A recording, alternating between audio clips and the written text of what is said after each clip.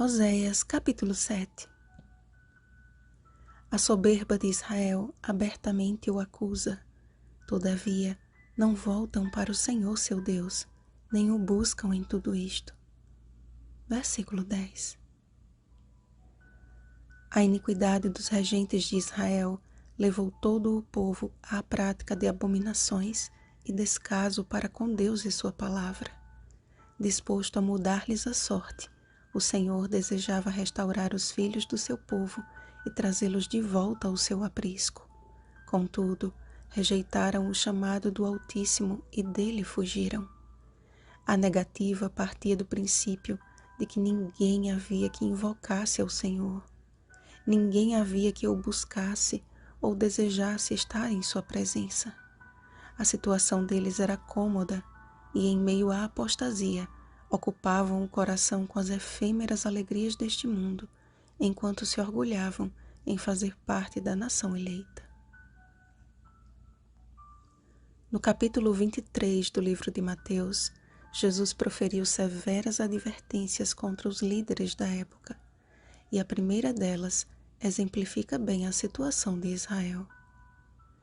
Ai de vós, escribas e fariseus hipócritas, porque fechais o reino de Deus diante dos homens, pois vós não entrais, nem deixais entrar os que estão entrando. Mateus capítulo 23, versículo 13. Ao invés de serem instrumentos de salvação, suas vidas tornaram-se uma barreira, impedindo que muitos conhecessem de fato a Deus. A ostentação e o orgulho tornaram os líderes do povo uma espécie de padrão inalcançável. Colocando-se acima de tudo e de todos, abandonaram a essência da liderança, a humildade, e tomados de um espírito soberbo, rejeitaram o único mestre. Vós, porém, não sereis chamados mestres, porque um só é vosso mestre, e vós todos sois irmãos. Mateus capítulo 23, versículo 8. A primeira vez que os discípulos de Jesus foram chamados de cristãos se deu em Antioquia, após a dispersão por causa da tribulação que sobreveio a Estevão. Atos capítulo 11, versículo 19.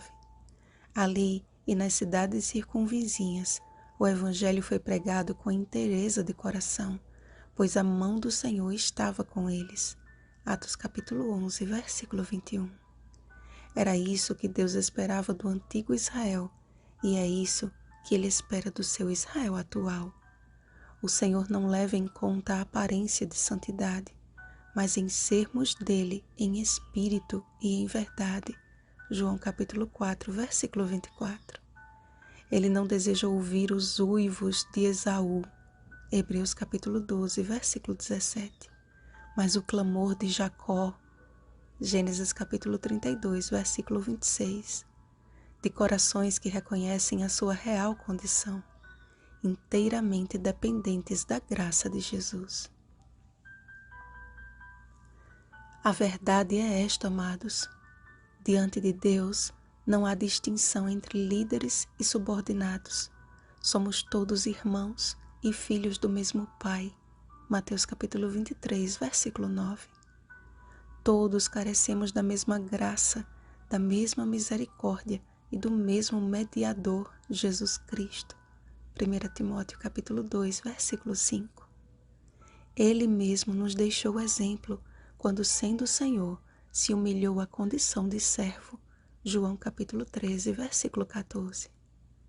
Portanto, liderar não é mostrar serviço, mas servir para mostrar Jesus. E isso só acontece quando estamos sob a liderança do Espírito de Deus. Portanto, oremos com fervoroso esforço a fim de que o Espírito Santo lidere a minha e a sua vida. Então, sucederá que se cumprirá em nós a letra da canção. E se alguém vier atrás de mim por onde vou, vai ver que Cristo e eu deixamos uma pegada só. Inário Adventista do Sétimo Dia, número 481. Vigiemos e oremos. Um feliz sábado, liderados pelo Espírito Santo. 10 dias de oração, 10º dia.